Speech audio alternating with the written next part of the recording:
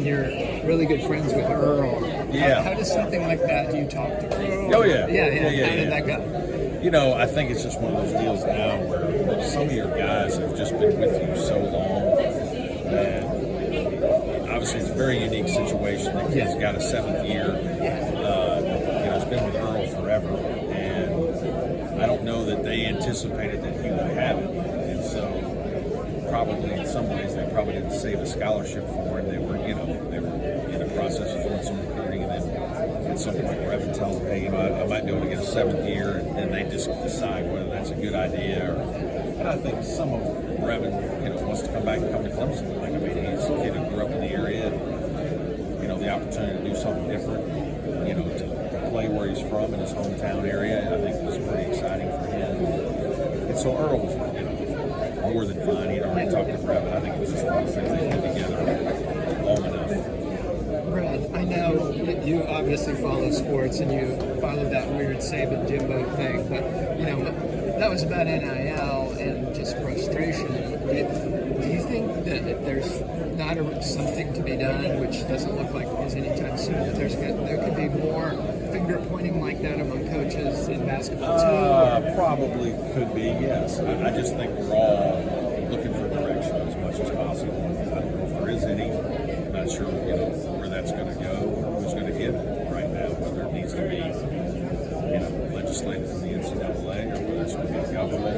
You know, I don't think any of us know where it's going, but it's here, and you know, you as an athletic department, you know, better deal with it. But I do think that there's going to be some frustration and things that boil over occasionally. And, you know, it's not like that's never happened in the past. As long as NIL has caused that, there's always been an occasion where coaches have disagreed about things. Was that surreal to sort of see them just sort of go at each other's neck that so publicly that way? You know, I didn't see it that much. Yeah. But yeah, I mean, it certainly, you know, it's different, and it's probably not a great look for a profession. But you know, emotional, competitive people in a very competitive business, and those things are going to happen sometimes.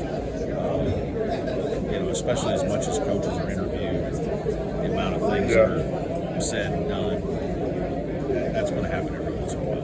Brad, before you signed Brevin, you had said that you might still look for a wing type player. Now that does he fill that role, or is that something you can use your last scholarship? We're still always looking for good players. So we have a scholarship, and we'll sign another good player if we feel like we find someone that fits what we're looking for. I don't think we have to sign anybody else. Right. But we're not going to just stand pat just to do that. I think it's got to be the right fit. It's got to be somebody we think can impact our team. You know, so more than likely it will be an older player. But you know, we'll just have to wait and see. Are there guys in the portal now that you're monitoring? Yeah, still? We're definitely still contacting a few guys and monitoring the situation. It's, you know, there's less and less guys now because of the deadline.